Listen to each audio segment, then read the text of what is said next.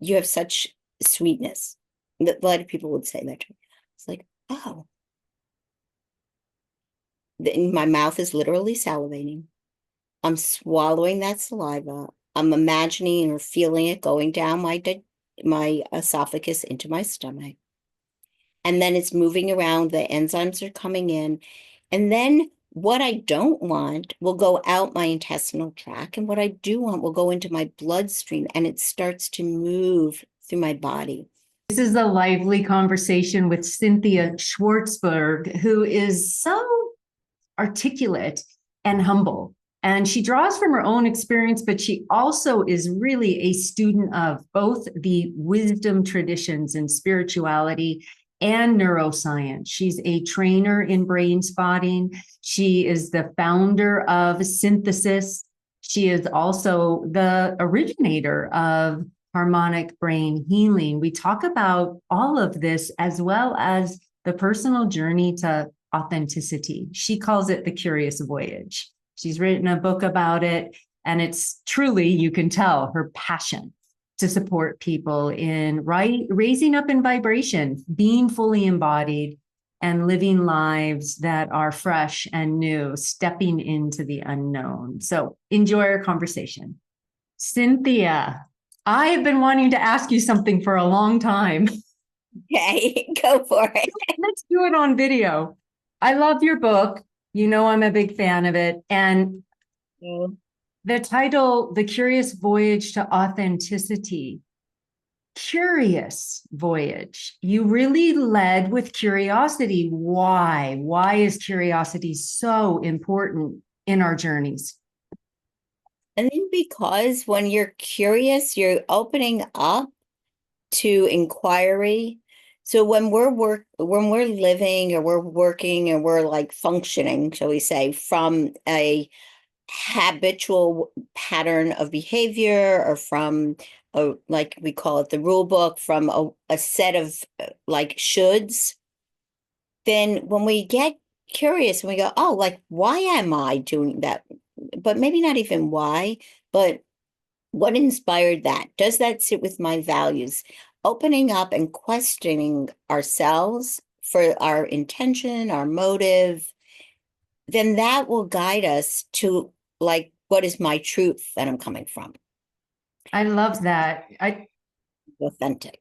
So, Yeah. And I love that it's an internal curiosity, because having been involved in studying a lot about conscious communication and how important it is to be curious about the people who are in front of us and ask questions instead of assume or judge. But internally, to be curious about, well, why am I doing that? Is that a habit? Is that really aligning with what I want or who I am or what I value, as you put it? yeah. Yeah. And this concept of the rule book, which you talk a lot about in the book too, like, let's break the rules. So I just want to read something about here because is in your book. So, and it's in the prologue, but in the book, throughout this voyage, you will have an opportunity to evaluate the current rule book you are using to run your life. We all have one. Our rule book consists of the things we were taught by our family, community, and society at large, traditions, ways we were taught to treat people, and so on. How did the concept of the rule book come to you? I think because, I think of law upholders, rule breakers, law upholders, law breakers. And also I think of like shoulds and supposed tos. And today, a lot of people talk about like, I have to mask how I feel to fit into some place. So we build these pretentious selves as a way of being accepted, we think, as a way of getting love and appreciated and to fit in. And so for myself, I think I've always been, wanting to live my best or do my best, but I'm pretty non-traditional. And I think that a lot of other people might be living their lives by, oh, I wished I could, but I'm really not supposed to, or I can't, or so all of these shoulds, could have, would have, can'ts force us to mask our authentic self. And then we have all these thick layers upon us. So what happens if we crack that? What happens if we crack it open? And we So do it with curiosity. yes.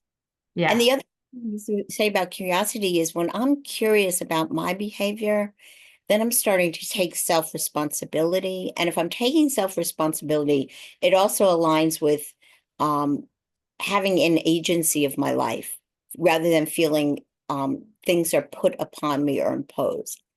And I know that with certain cultures and certain groups of people, there are oppressions that are happening in our society and things are put on us and we feel like we have no choice, but maybe there's just a way of thinking about something that we can then find like-minded, supported-minded, group-minded people to align with and to help us or to help as a mass of people.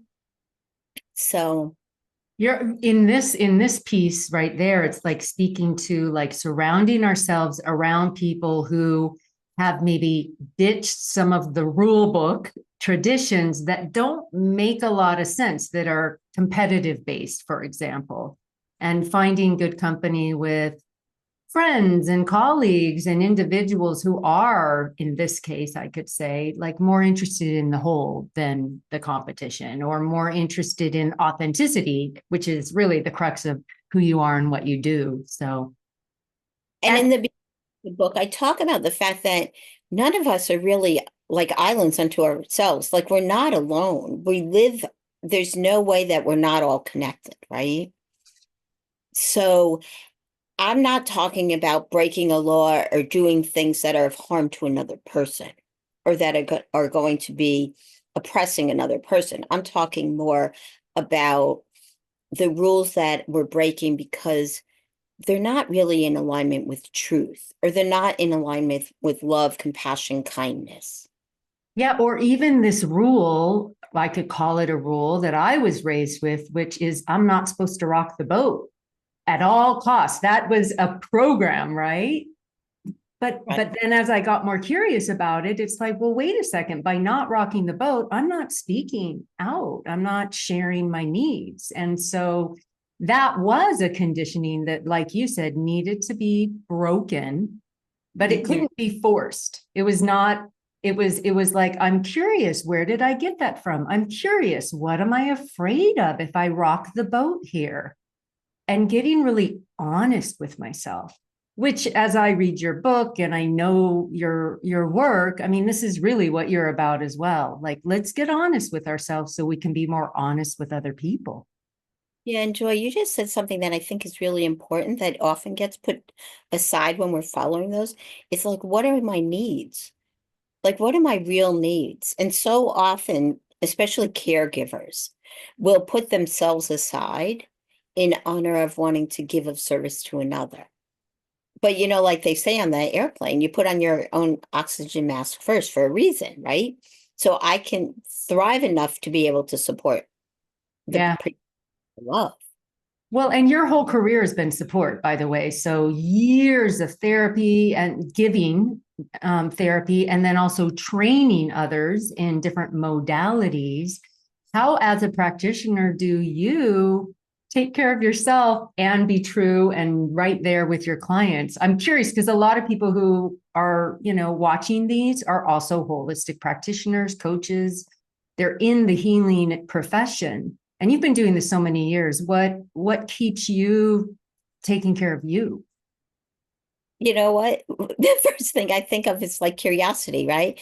So I noticed as a young clinician that when I was starting to really like overly enjoy my clients, for example, and like saying things like as if you would say to a friend, but it really like wasn't maximizing their time, chit-chatting even. But um, but really enjoying them and caring about them. I go, huh, I think I need to double check on my friendship pool, right? Because I'm looking for a friend in the wrong place. So that was a very early learning. And then I love to teach.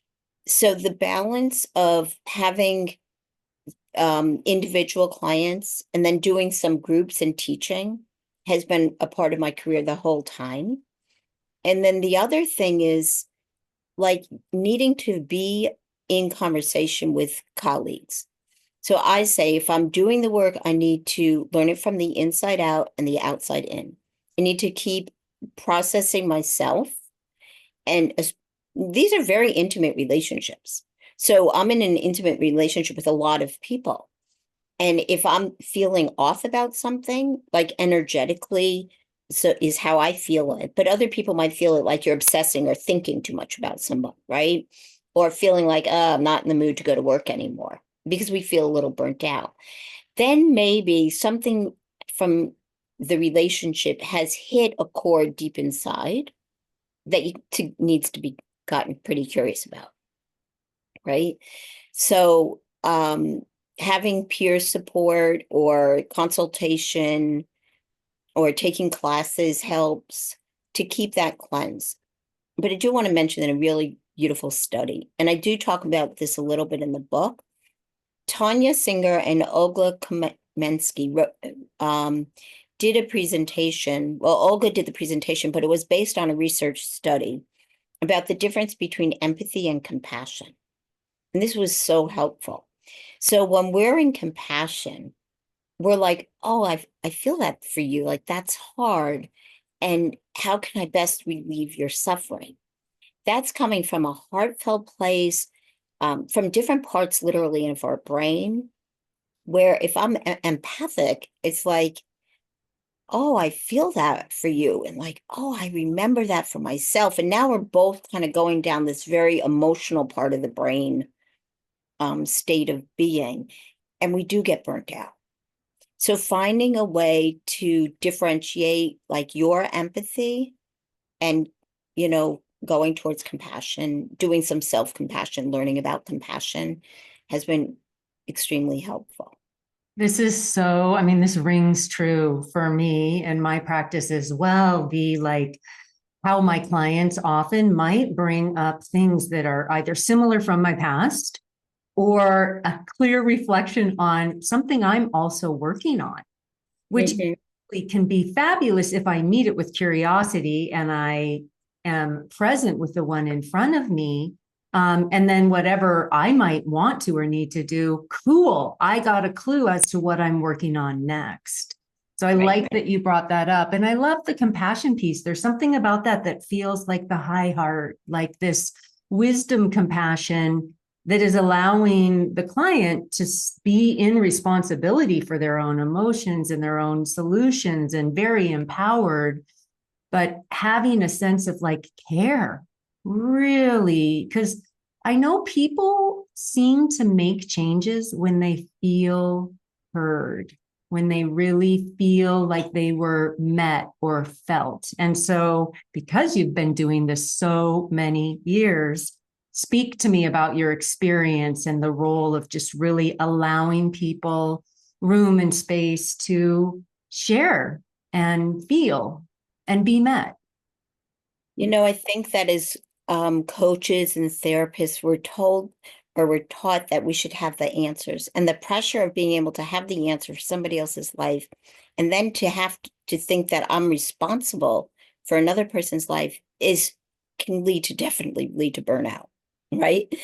But if I can sit and bear witness to your soul and like just keep falling in love with you as I see like this miraculous person sitting right in front of me with everything that you just shared, that there's some heart and there's some wisdom and there's some capacity that we can, like pull out the weeds so that that can keep growing inside you. I don't have to know what it is. So in brain spotting training, we often use this expression, I don't know what it is, but I know that it is. So it's not my job to know everything that's happening internally with my client as I'm bearing witness to them. And I don't have to like be connecting all their dots, but to give them space to find that. And that is so empowering, and the brain spotting training, I must say, has really taught me that. And then I get to teach other people that, learning to watch your physiology, to trust your body's innate wisdom to heal itself, and then to support wherever you need to go. Yeah. And this piece of loving the one in front of us, this is so profound. And for me is often like where I sit and how I start my sessions with prayer with it. And then I'm in love with my clients because I do see their authentic self, which, right? That soul, that beautiful one that is responsible, that has inside of them, you said it, the innate ability to find solutions to heal. So, okay, so brain spotting is obviously a big part of your life and is a big part of the work you do, but you also came out with your own methodology. So, can you talk a little bit about the harmonic brain healing? Yeah, I just finished a session with it, and I'm like sitting there and going, this is so cool. And to watch the transformation with people in either, any of these modalities, like I do believe that transformation happens when we can include the whole person. And there's something that's supporting the system to get re-regulated through some body, brain, mind, spiritual, wherever you take it, connection. But the harmonic brain healing came to me because I had two horrific situations with my clients. And they saw something, and it was so hard and so bad that they kept replaying this movie like in their head, and they couldn't stop it. And around the time that that happened, I was working with something similar. Well, from years ago, I was taught a process called revisioning, that if I imagine myself in a situation and I just change the ending of it, that it can change my relationship to it. Because I can't change the past, but I can change my relationship to the past. So taking that experience, which actually for myself, I changed this scene in my head after about 2 months, and it changed my relationship with the person, and the trajectory has just continued to evolve. And then, and around the same time, I was learning a process called counting. So I put that together with brain spotting. And I saw that when we're focused on a situation, and if we are looking in a certain direction where our eyes can really stay focused, and I'm thinking about this something, but I keep replacing the ending of it. But I have to tell you more about this. Then what happens to the system is it opens up the possibility, and it opens up perspective. So actually, I'll go back to it for a second, but can I do something with all of you this is a really fun little thing that I do in the trainings. Sure. And people can do this as long as they're not driving, but they're watching the video. Doing this. No, no, no, no, no, no, no. Yeah, you can come back to it later. But if you take a moment to imagine yourself, just taking a moment to imagine yourself standing in front of a chair and just being in front of the chair. As you breathe in and out, just notice the chair, notice the textures, notice the lighting on the chair, notice the colors, maybe it even has a smell. Standing in front of the chair and noticing the chair. Now, I'm going to invite you to stand to the right of the chair. And as you shift, going from the front of the chair to the right of the chair, notice what it's like when you're looking at the chair from the right side. And just breathing into your body, noticing the difference. Does it look different? Does the light affect it differently? And now see what happens if you move to the left side of the chair. As you breathe in and out, notice how it feels to look at the chair from the left side. Is the light affecting it differently? Does anything in your body feel different when you were looking in the front or the right side? Just notice.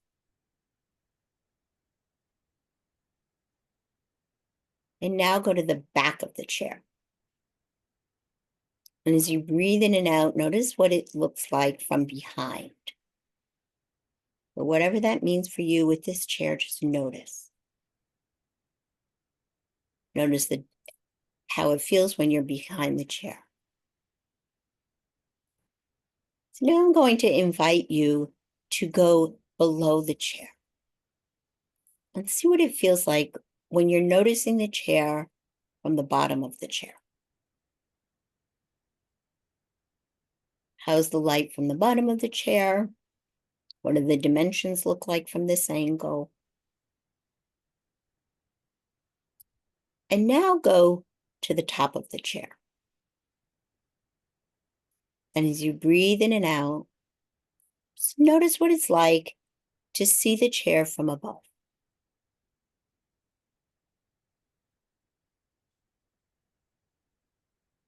And just notice. And then when you're ready, I'm going to invite you to sit down in the chair and see how it feels to sit in the chair.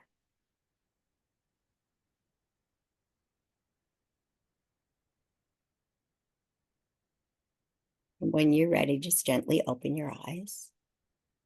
Take a few deep breaths, look around your room, blink your eyes a little, wiggle around.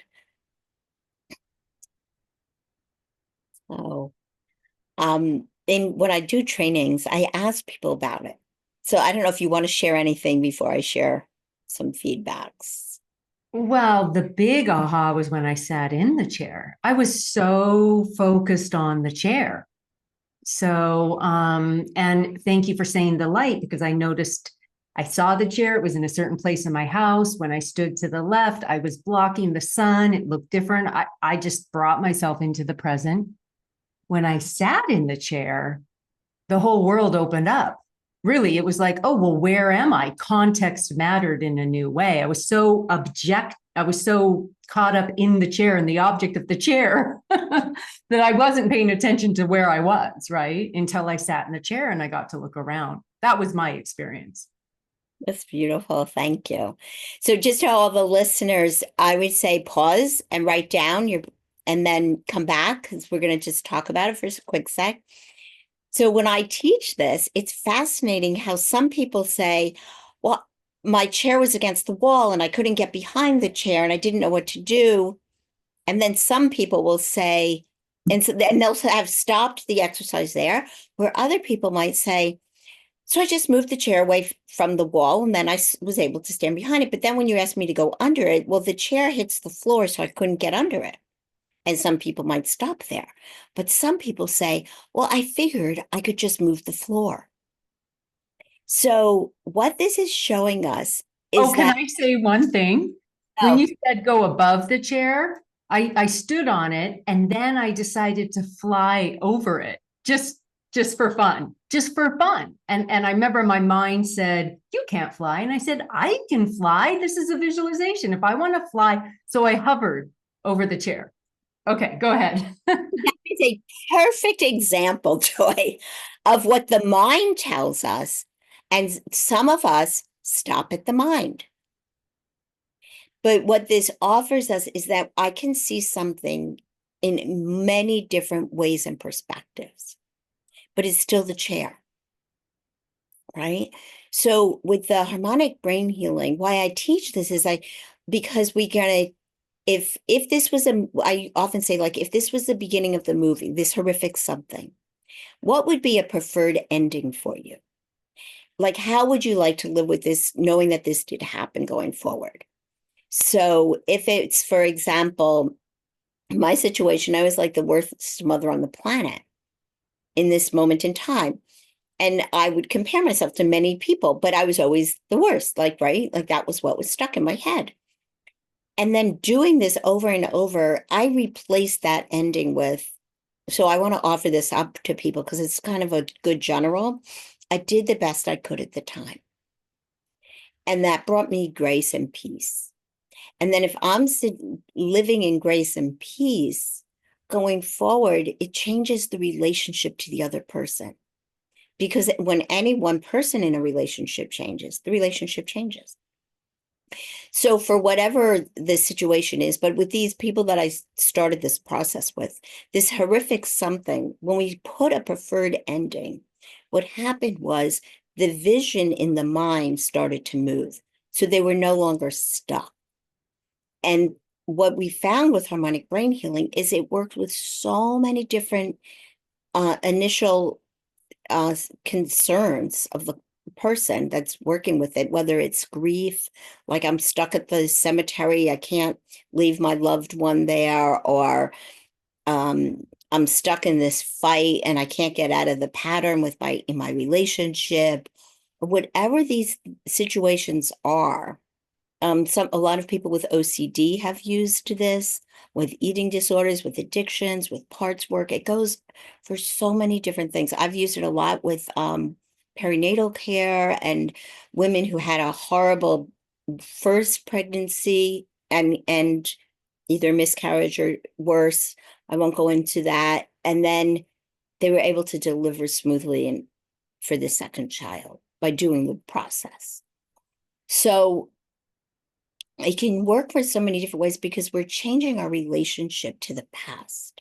And the thing about the images is that when I'm remembering something, it's hard to get an image out of my head because literally my visual cortex and my memory system is re-imprinting that image. So it's almost like I get into this loopy thinking, but from the visual cortex. So the process, without like going into the detail of it, because I can't really do a training in 10 minutes, but the process is by changing that. So what we do in the process is we're working with the visual cortex. We're changing that visual image. We're changing the concept with the visual image. And then it's been changing the tightness on the whole system that people are living more peacefully.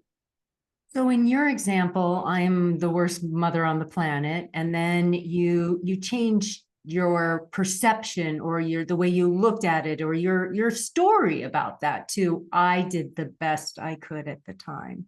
Right. But in what way did you change? Did you shift a vision? Did you have something that was visual?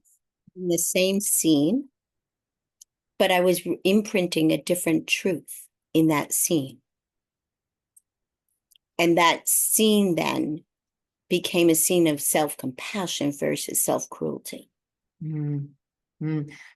So in self-compassion, I was able to move forward differently in that relationship because I wasn't re-entering the relationship with the same angst.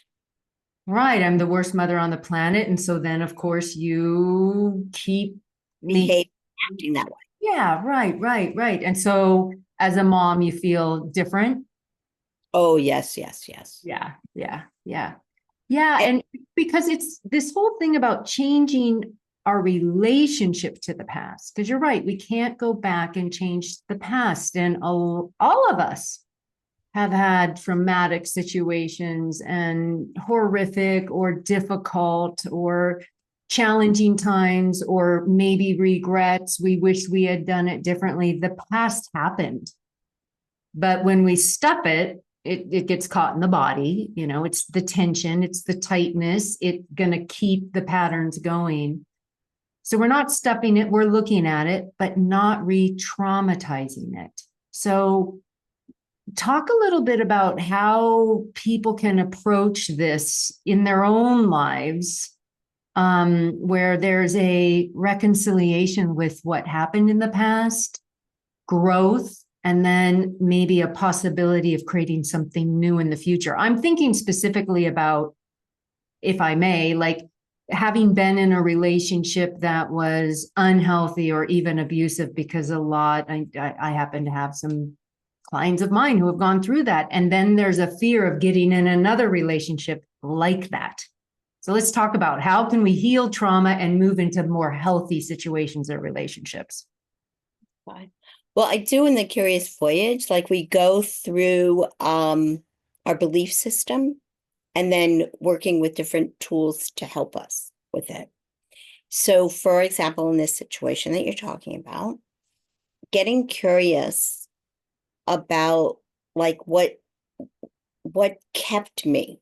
Like if you look at like relationship with one per A, then with B, then with C, there might be a cord of connection of some belief, some frame of being, some state of mind that you were in those relationships that might be similar. And we will often keep entering into the same relationship because we're still the same person. So I'm carrying the same suitcase into my relationship. But if I unpack that suitcase and I look at like, oh, I keep waiting for him to change. And I keep believing in him or her or they, whoever, to change. And I think I can help because I want to help and I see the best in them. Like when we were talking about our clients and bearing witness to this beautiful essence of them. Well, some of us go into relationships and we do see the best in people because we're innately seeing the best in people. That's like part of our organic nature in an easier way than maybe for some others. I don't know. But if I'm going in and I'm see the best in you, I believe in the best in you, and then you act in a funky way, I might get a little shocked or startled, but I keep believing in the best. And then actually there was this book like Why Women Love Men Who Hate Them. So I repeat these patterns because I'm not necessarily looking at what is my belief and what am I bringing into that to perpetuate the pattern? And what is the pattern? So if I start to unpack all those things, I can then say, well, that's true. But I think if maybe I change this, then I won't get that. But the problem is, like you said, like some of us were wounded earlier. So I might be trying to get love, like as the song goes, in the wrong places, like, but I might be trying to get something from somebody who doesn't have the capacity to give it. So I keep thinking, well, maybe this time it will be different until I realize that there's some people that really can't do that. And it's not like that's not on me. That's really not even on them. It's on, we all have our own choice of how we choose to then transform. But I don't have to be the one to think that I'm going to be able to transform you because like that's giving myself way too much power. So if I unpack all of these things and I see like, what is the fear or the belief that has kept me going at this? There might be some original pain that I've not really wanted to face. So what is that pain?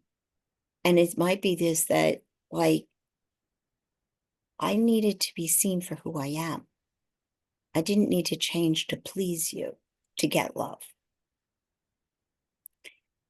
And then if I can then go like forward with that and go, oh, and sit with that. Many times we're made up of parts. Like the movies Inside Out are like great examples for everybody to begin to go, oh yeah, in high school we moved and I tried to make friends with people and I couldn't make friends with people and I made friends with the wrong people, like in the movie.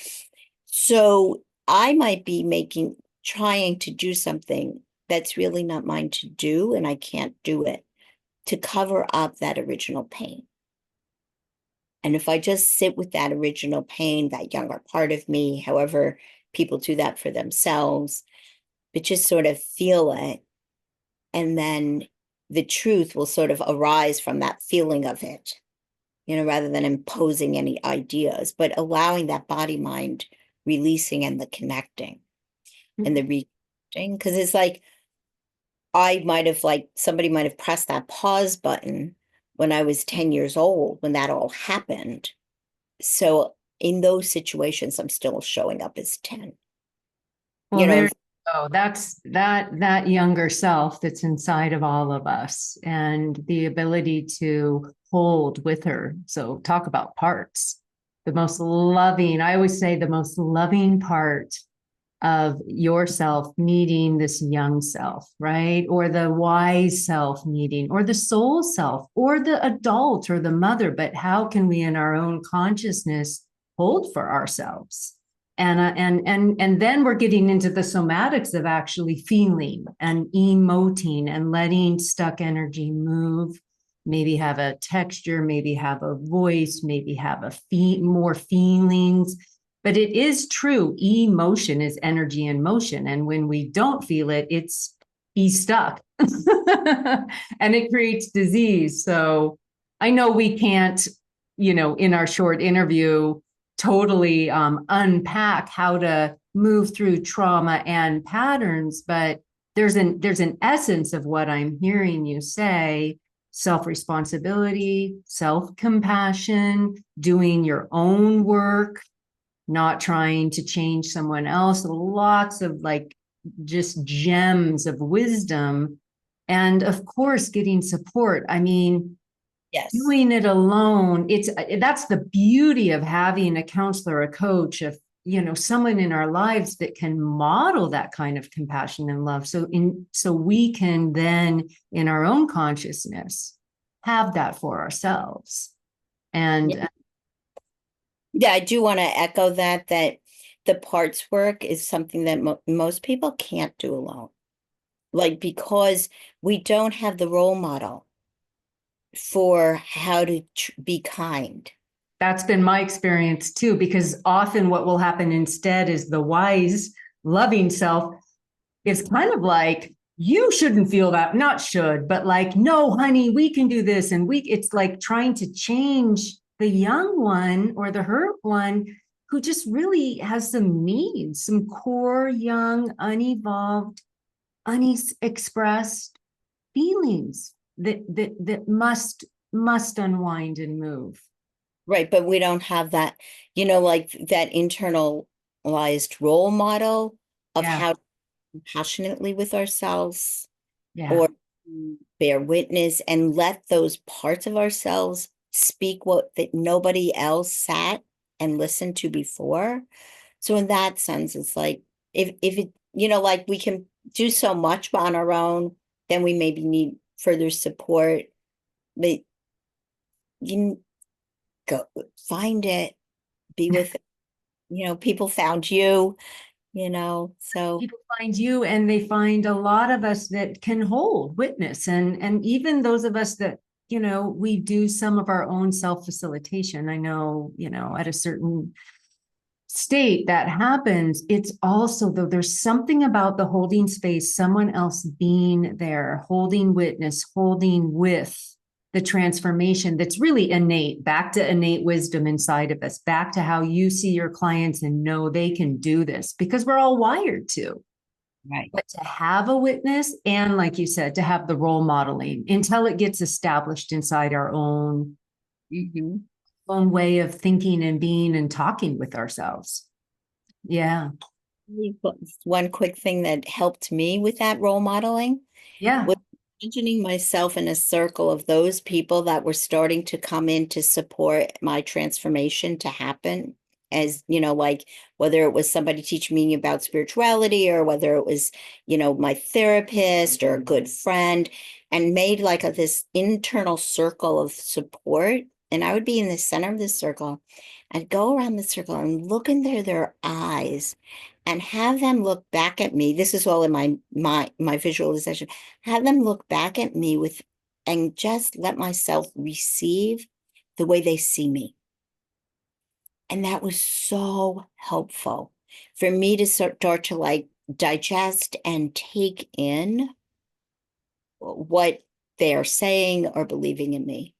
And I do have one little thing in the book about my friend who I call her up and she goes, "Hello, gorgeous," or "Hello, beautiful," and I'm like, I don't know what she's talking about. in my own head because this is like model worthy look. So one day I said to myself, I'm just going to be her. It's all subjective. It doesn't matter. So I'd start to do that. And I look at myself with so much more kindness now. Just having so I invite people look in the mirror and start to say something nice. And over time, it's neuroplasticity. You're going to change the way you see yourself. This is so great. I am such a fan of positive reinforcement from self, the self-talk. It does become a habit. Lately, I've been hearing myself just saying a lot, you're doing really good, honey. You're doing great. We got this. Because I'm making a lot of changes in my life. I just got married. We just bought a house. It's like things are expanding. It's like, I'm so proud of you, sweetheart. It's like I so am internalizing it Beautiful. because when we change, fear arises. When we get out of what was comfortable, including the rule book, fear can arise because it's a little bit edgy. It's like, oh, you mean who would I be without these rules that I can't rock the boat? So I said, because you just moved into a house, this is beautiful. And my client just moved in her space too. So I said to her, well, and she was talking about these new things. She's starting to work on the Curious Voyage. So I said, well, this is the house you've been living in, and this is your new house. So you've been living in this house. You go over here, you maybe hang some things in the closet, you go back home. Then you move some furniture, and then you go back home. But eventually you move into the new house. But you're like, this is so different. I want to go back to my old house. So you might go back and visit, but you're now sleeping in this new house. But over time, the more time you spend here, this will sort of fade away as like, oh yeah, that was a house I once lived in. I don't fully remember the address anymore, you know. But when something's new, like what you said, like that, like unfamiliar. It's like we want to grab to what's familiar. This is like going back to the relationship. I want to go, it was a destructive relationship, but I know it. And what a gift when you find somebody that does not hook into the patterns with you. Well, what a confirmation of the personal change. And that's what I tend to coach women on, or any client, if they're wanting a different kind of a relationship, right? Doing all the internal work. And then there could be a fear. Oh no, I don't know if I can do it. I'm afraid I'm going to go back into a pattern of caretaking too much, or not speaking and creating boundaries enough. It's like, okay, well, let's just acknowledge that's a fear. And you are going to build trust through practice.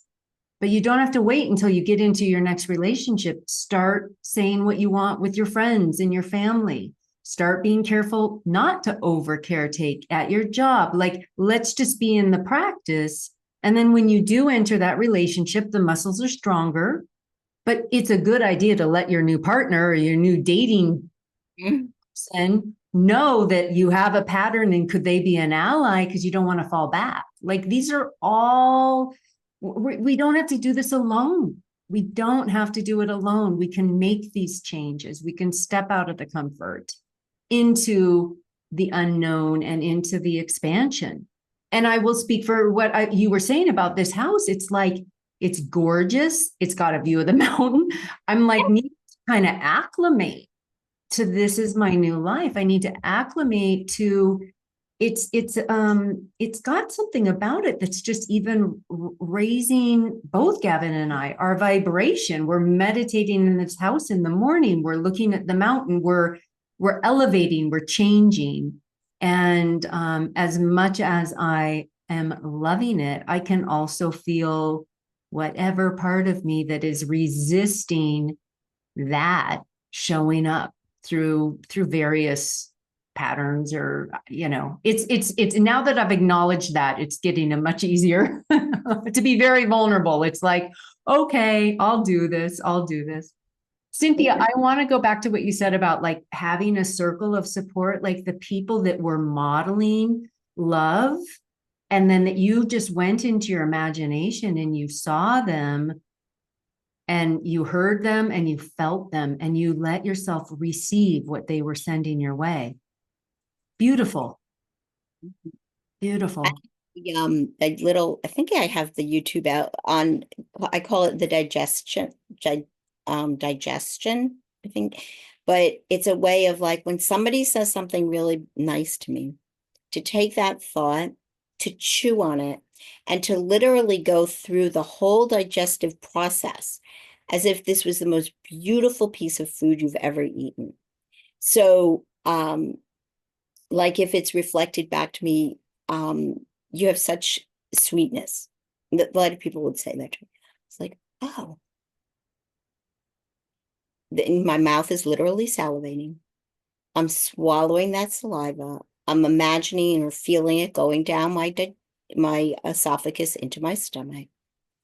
And then it's moving around. The enzymes are coming in. And then what I don't want will go out my intestinal tract. And what I do want will go into my bloodstream and it starts to move through my body. So I'd be, glad to share that one with you. But Yeah, let's put it down in the description. And so to digest, to receive, to fully take in the compliments and then assimilate it into the whole body. It's a really powerful practice, receiving. discernment. So whatever you don't want, you let go of. It's like that book, The Four Agreements, even if somebody gives you a compliment, it may be for them, if they thought it was a compliment for you, it may not be. Yeah. Yeah, what I'm getting out of this whole conversation is that we have the power inside of our consciousness, our imagination, our neuroplasticity, our somatic experiencing. We have the innate ability to transform and to heal. And there's so many ways and tools to do that. But it takes a curious mind. It is a voyage. But wow, the beauty of who we become. I mean, I always think of the authentic self. It's the most natural. Like the more I feel natural, the more I know I'm on my way to my true essence because I'm feeling relaxed. That's how I knew Gavin was my guy. Yeah, It you was, just yeah, it wasn't like because he was this and he was that and he was whatever, had this and that. It was because I just felt so good around him. I felt natural. I felt myself, and he adored it. I mean, doesn't that you have one of those kind of relationships, don't you? as you said that I realized, I entered it with curiosity because here I was. I had been married for many years and then I was um I entered into the dating world, which to me felt like a job interviews. I mean, what like it was some of it was very crazy. So when I decided one night to, and I had done work, so talking about everything that we're talking about, like I had a list in my notes. It was called Handsome on my phone, and I did, one of these calling in the book, very religious every night, burning my letters and the whole bit. But I decided one night to go out dancing, and I figured if I don't like it, I leave. But I want to share to your listeners, I decided to wear something that made me feel really like me. So, like what you said, like with Gavin, just be naturally myself. So I go out dancing, I meet this guy, and we got to talking. And then we started taking like dancing lessons together. And then all of a sudden, he told me that we were on a date. We were out for dinner one night. I was like, oh, okay. I didn't know it was a date. I thought we were friends.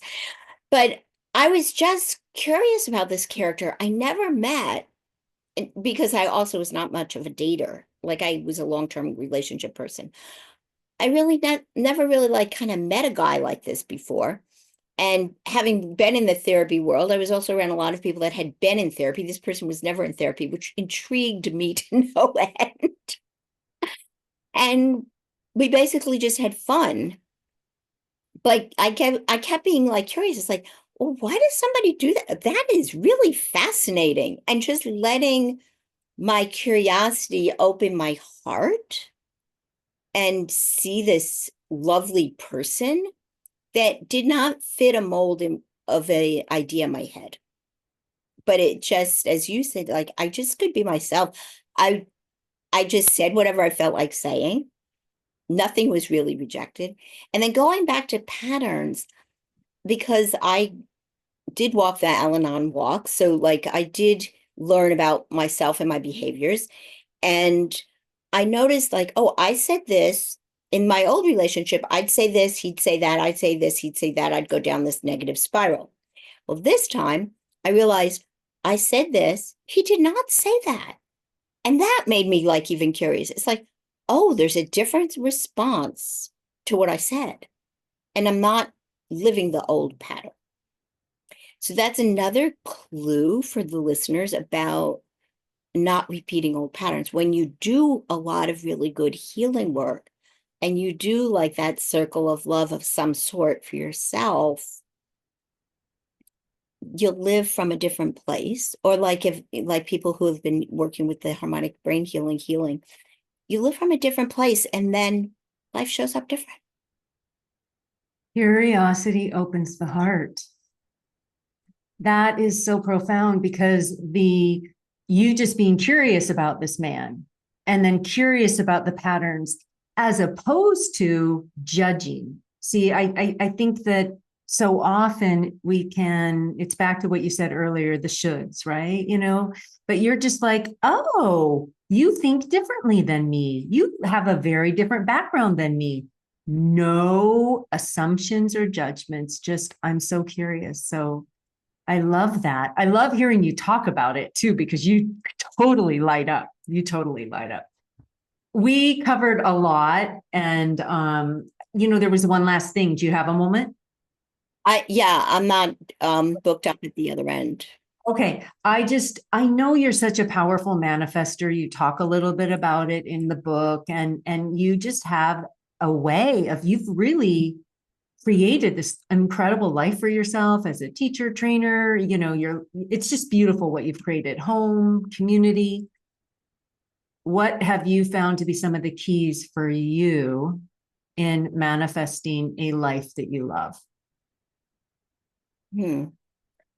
Connecting to my core self, my higher power, my source, the greater source, but working with the elements. So from a scientific place, if you want to talk about like quantum physics, like waves and particles, and going back to the chairs, like looking at things from a different angle. But years ago, I did learn that there are a few key ingredients, and I talk about it in the book, to manifestation: desire, imagination, intention, and desire, imagination, and expectation. So if I'm expecting something, more from a place of like, I expect you to do this, that doesn't really happen. But if I want something, but I don't really put my energy, my vibration, my desire and align it, it may not happen. So desiring something is a declarative decision. So it's like speaking of it as it's already in existence now.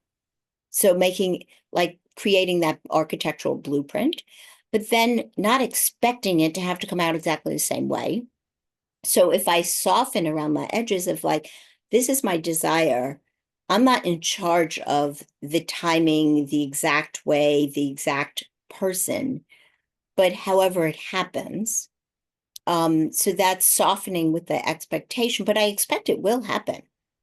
So desire and imagination, and then imagining it, and then clearing away the beliefs that are not in alignment. So that's another piece of it. So learning that really early on in my journey, desire, imagination, expectation, and then using those ingredients and working them. But also, I think the more clear we get in our going back to authenticity or authentic self, or in alignment and not pushing and forcing life to happen my way, but just feeling sort of the surrender into life and being open to life and how things have to happen. Um, those are some of the key ingredients. So, like, that's where I'm not sure which comes first, the chicken or the egg. Like, am I so we kind of plant the seed, like the causal plane. So in the soup of the universe, if you want to call it that, or the soup of how things are going to happen beyond, so living in the uncertainty of it is another way to say it. And then being with that, but yet having that like idea of what you want, things sort of just happen.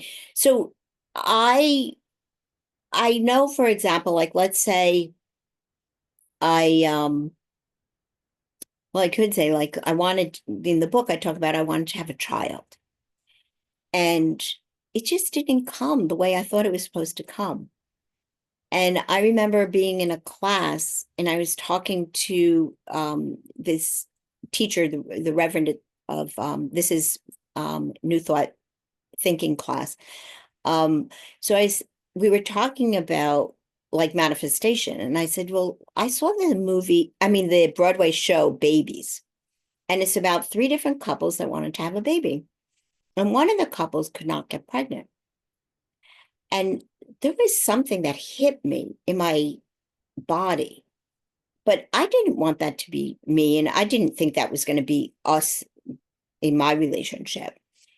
And so, of course, when I asked the teacher about it, he was somebody who happened to like have applied for or auditioned for the Broadway show. So he belts out the song.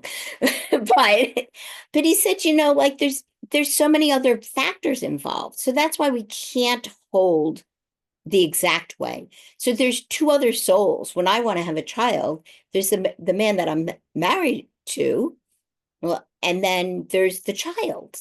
So I don't know how the bigger picture is going to make all that happen. But as I say in the book, I got the exact right child in that relationship for all three of us. And that, so we may get what we desire, but it may not be like packaged the same way. Like you might have a desire for a certain job, but maybe that job shows up in another arena. Yeah. Maybe the company to get that job. I don't know. Yeah, it's you're speaking to the energy of what it is that we're creating and kind of a knowingness of like and what it is that we really want beyond the image of what we want. What is it that we want? That experience of mothering or in the job situation, doing something that is just, lights us up and starting more general, but feeling it. And then I've been personally playing a lot more and more and more with let my will and thy will be one. So that Yes. my desires are coming from a more of a connection to humanity, to the soup, to the all that is, so that I am in alignment and I am then going to be at the right place at the right time, meeting the right people and creating the life that is going to serve myself and others. But I like what you're saying here. And I've just watched you enough to see how in your career too, you've had some kind of an expectation that you're going to be a teacher. And you were 9 years old, you say in the book, when your parents were getting a divorce, you went to a counselor and you said, I want to do that.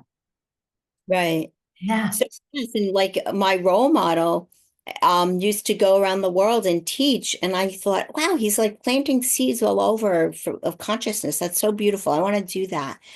And that was like years before I was doing it, but I did it, or I'm doing it. So we can, but I had no idea then. Actually, one time so I would tell people because people suggest you do like vision boards, and I was in a class with that. I never really caught into those things, but I wrote down these things that I was gonna like my 5-year plan. Totally forgot about it. I'm cleaning out some files 5 years later. I'm literally living the things I wrote down. But it's, as you said, it's the energy and the power of our words are so important. So the words that we're wanting, like I want something, is always in the future. But declaring that the possibility and opening up to the possibility energetically, but like the secret. So people go, oh, I want to win the lottery. But okay, then does that mean that you want abundance? Do you have abundance now? Look at the abundance that you already have in your life. How can you imagine the possibility of that expanding? Like And just feel it and feel it. But imagination is a big piece of you, your work, what you created in harmonic brain healing. I'm just really getting that you just have such a vivid imagination. And when you saw the teacher that's traveling the world, you said, I want that. And you started imagining yourself traveling the world. Yes, like where someone else might know. kid.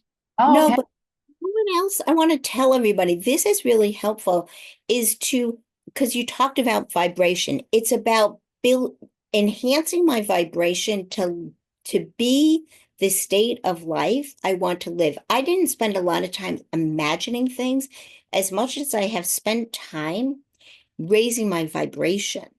Yes. So like there's the floor and a ceiling, and then my head hits the ceiling. I need to change that to a new ceiling and a new floor. And I need to imagine to live that life. Who do I have to be today?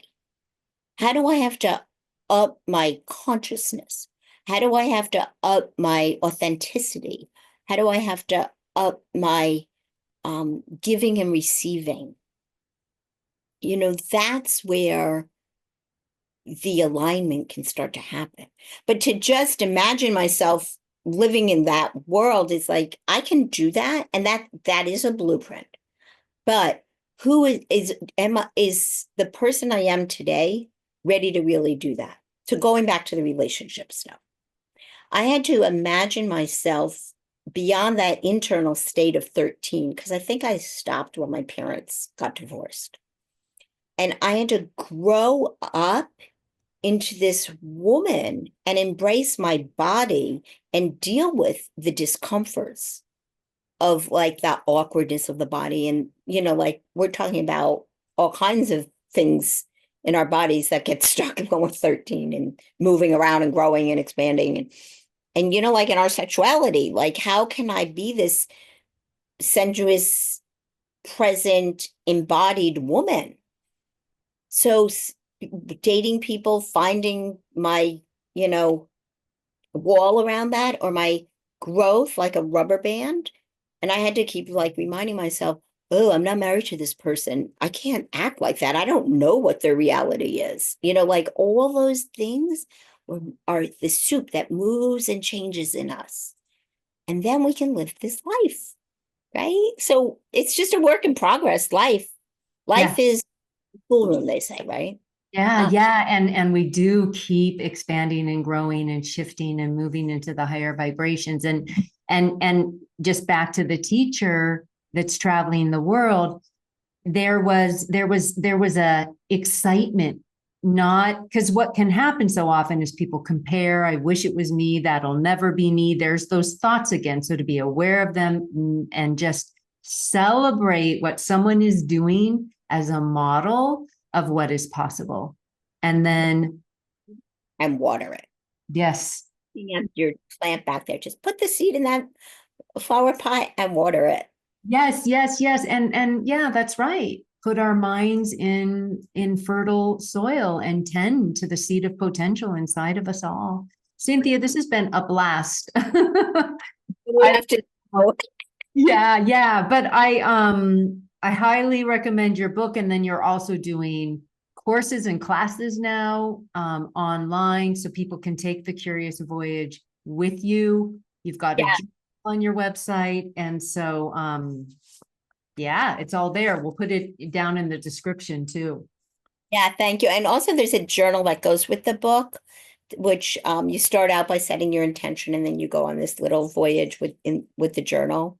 So some people might prefer that, but I hope to see you soon. I'm sure I will. And Uh, thank you so much for this opportunity. And thank you, everybody, for whatever part of this you listened to. It was a delight to get to meet you and to share with you. And maybe one day our paths will cross. yeah, thank you, Cynthia. Thank you, everyone. And just, yeah, let us know what sparked you. Like, what did you get? You can put some comments down below. I'd love to know the highlights for people. Wishing everyone well on the curious voyage to authenticity. We're all doing it. Thanks, Cynthia.